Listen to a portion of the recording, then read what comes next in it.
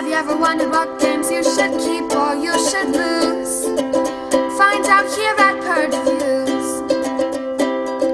Have you ever wondered what games you should sell or you should use? Find out here at Purge Reviews. Find out on our top 10 list what games you cannot miss. Don't forget to subscribe to Purge Reviews.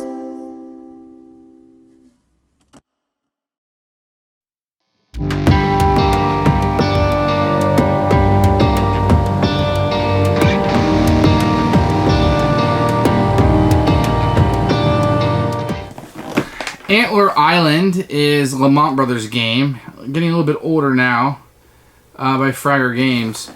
Not crazy about the artwork on the box. I think it's a little bit more serious than this game should be. It's a game that comes with great components and very simple gameplay. That's not to say the gameplay is without strategy, because there is some strategy there. This isn't a game that I'm very particularly good at, and it plays rather quickly. It's probably a light game or a family-style game. There is a lot of sex with animals in it. They're mating. The rulebook says you can call them kissing with children. Just know that it's in there. They don't reproduce, though, so it's really weird that it was in there. There is player-to-player combat that is required. I think they probably required it because you wouldn't have done it otherwise. It's much more beneficial to just stay away from people, I suppose. But that's kind of the screw you factor in this game. It's fine. I don't know that I particularly like it. I'm probably going to keep it around due to its rarity and cuteness and just lightness, but it's probably something down the road that I would get rid of. I would say it's probably not one of their better games. Although it's not bad. It just meh. It didn't draw me. It doesn't make me want to go back and play it. It's okay. And I think it's kind of a King of the Hill type game where you want to get to the center and you want to do this, and there's some fighting that goes on at the end for the most points.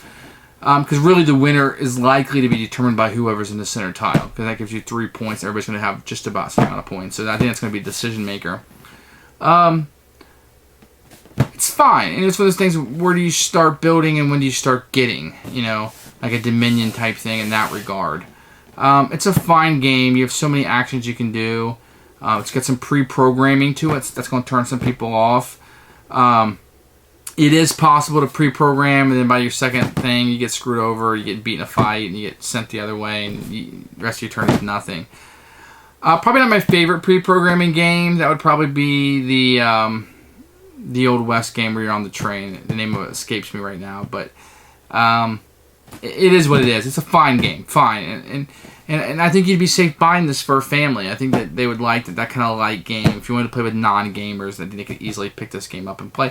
Antler Island, I'm actually going to keep it, but it's going to be barely a keep.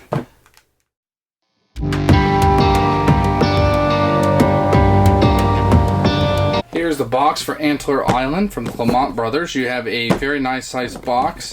Fits well on your shelf. I'm not crazy about the artwork on the front. I don't feel like it matches what's inside. But you're going to find out the components are pretty wonderful. First thing you're going to notice is probably the best component. You're going to have one of these with a dot on it for each color. And this is just wonderful. And that's just for the player color. And each player is going to get one of these. This will be your male. And this is just wonderful. Then you're going to get a number of these doughs. These little wooden dough meeples. These are the females. You'll see why that's important when we explain the game. You're going to get this giant first player marker. Thematically, I don't know what's going on here. And you're going to get a die with different colors on it. One of those like cheap ones that you would kind of see with a kid's toy, but it's a wooden, maybe a hobby game. Maybe they're not that cheap. Maybe they're really nice, but I just see them in so many children's games that it's just weird to me. Then you're going to get a number of tokens in each color and some cubes for the advanced variant. These are really nice. The cubes are just regular wooden. These tiles are very thick and very nice. You get a number of food tokens. They're going to have different numbers on them. This one has a 3. All the artwork's the same on them. It's a 3. Here's a 2. These work really well. And then you're going to have some think what they call wild tokens. And these just give you little powers through the game. And they're really nice. The artwork is pretty easy. Once you kind of know the iconography of it, it's very easy to follow.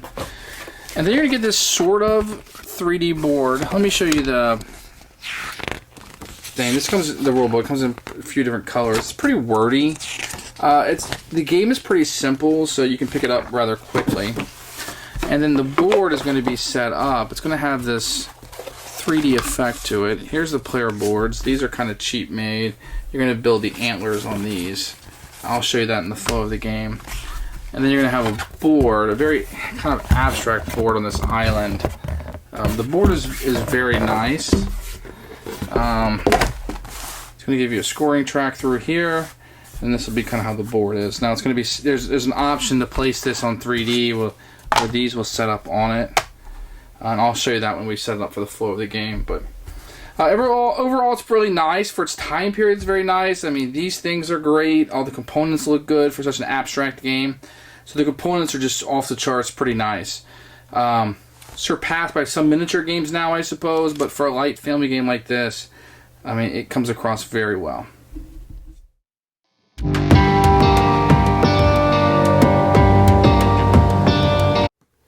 The rules for Antler Island is going to come in 3 languages. I don't like books that do that, but this one does it. I think the rules are fairly easy to pick up. There are some tiles that give you some bonuses. It's all explained in there. And maybe some player aids would have really helped with this a little bit. But at the end of the day, there's only 4 possible actions that you can do, really. And they're fairly easy to understand. So I don't think that's going to trip anybody up. You're going to move, rut, feed, or grow antlers, so it's not overly complicated. So the rules are pretty clear, and I didn't really have any problems with them. Here's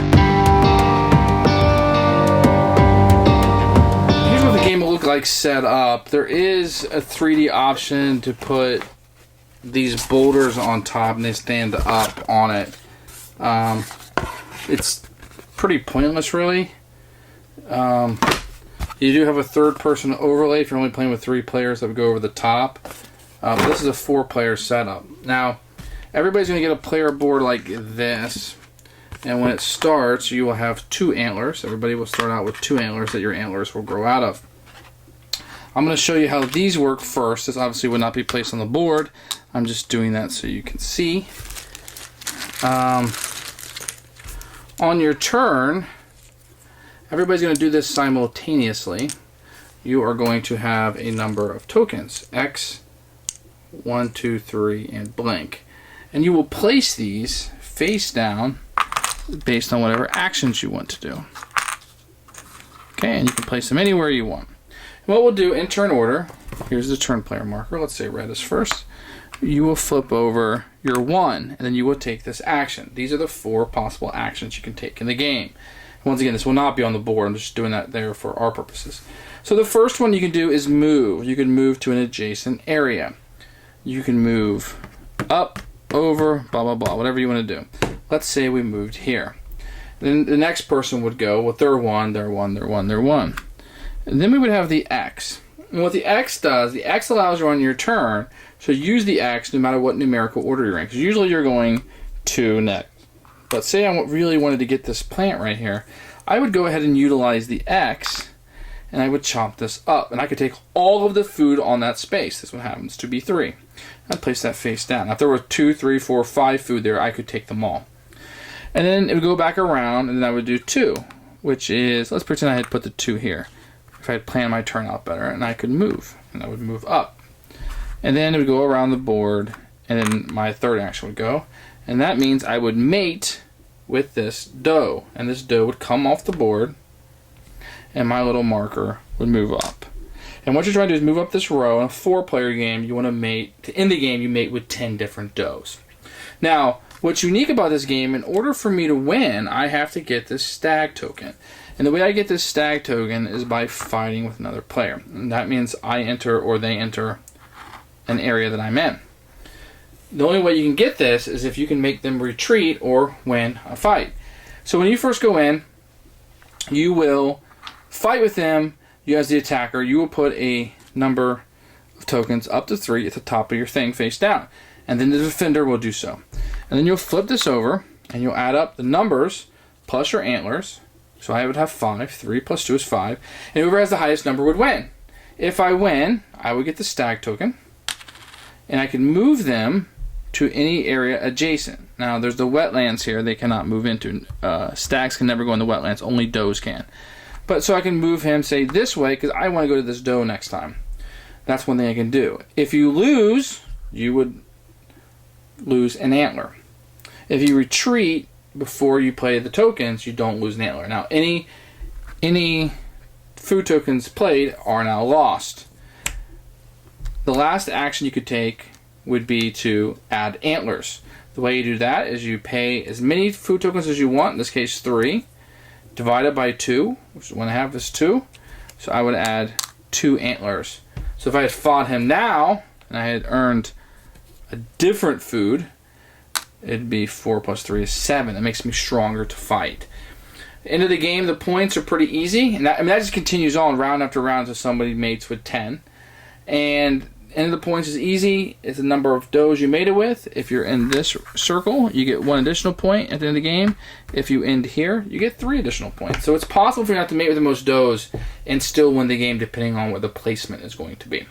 And that's really the entire game. It's simultaneous selection of pre-recorded of what you're going to do. And sometimes somebody will fight with you and move you where you don't want to be and you're wasting your turn.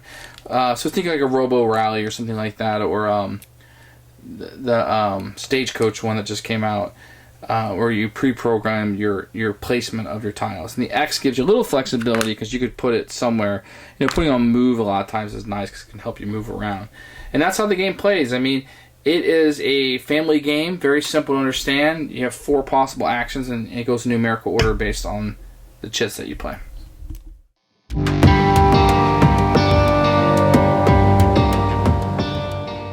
Who should buy this game? Probably collectors of the Lamont Brothers. I think their games are printed in low quantities, and people tend to like them. They have really good components. I think a family would like this game. People who have a light game maybe want to transition their family from playing a card game into playing a board game. This might be cute. This might go over in rural areas a little bit better with the Antler Island theme. If you're trying to get them into games, somebody like that who likes the outdoors, and likes deers and stuff, they might like that. There's some cutesy bits in it, and there's some more traditional non-cutesy bits, and it's kind of a contrast. It's kind of bizarre. Other than that, I think this is a game that a lot of people would enjoy playing. I don't know if it's going to have a lasting effect, or if you're going to love this game. Maybe some people do. But if I say hit or miss, I would say it's probably more hit than miss. I'm going to keep it around, but it's something that I doubt that I'll keep long term. But for now, it's a keeper.